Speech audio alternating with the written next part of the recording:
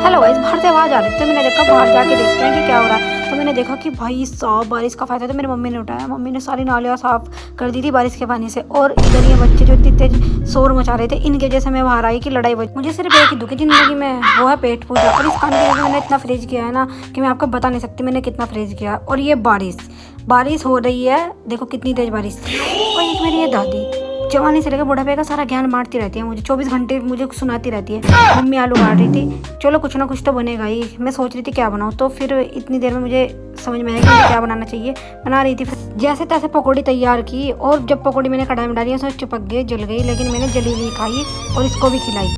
और खाने के बाद सैर सपाटा तो होता है। तो मैं अपनी आंटी के यहाँ आई थी। और इतना ही नहीं, मैं वहाँ से अपने फ्रेंड को ढूंढने अपने घर भी चली गई थी, क्योंकि वो मेरे फ़ोन नहीं उठा रही थी। तो वहाँ जाकर मुझे पता चला कि वो आज मेरे साथ घूमने नहीं जाएगी। लेकिन मैं घर आके जब भी कुछ करने बैठती हूँ तभी लोगों को चुल लगती है मुझे काम बताने की। एक तो मैं कुछ करती नहीं, ऊपर से 100 दिन में एक बार मैं काम करने बैठती हूँ। सो भाभी जी का फ़ोन आया कि मुझे आलू ला के दे दे।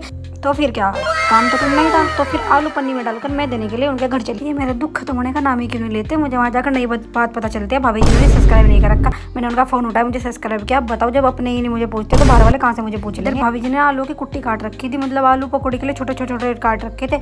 और उसके बाद फिर भाभी जी ने मुझे बोला कि जा मिर्ची ले गया। तो मैं बहुत सारी मिर्ची ले गई कि आज पकौड़ी में बहुत मिर्ची कर देना। तो ये हमारे घर में सबसे छोटा बच्चा है और ये अपना मुँह कभी बंद नहीं करता। और मुझे नहीं पता क्यों नहीं करता। तो भाई मुझे लगी थी प्यास, में गई थी पानी पीने। तो मैंने देखा सामने लड्डू रखा है और उसे मैं छोड़ दो, ऐसा हो ही नहीं सकता। तो क्या किया, मैंने खा लिया।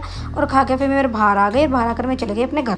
गाइस, भाभी जी ने बोला कि मैं साड़ी में बहुत कंफर्टेबल होती हूँ काम करते हुए। तो गाइस मेरे एक समझ में नहीं आता वो हमारा कंफर्टेबल जोन कौन सा है जहाँ हम कंफर्टेबल हो गए कुछ काम करते हुए।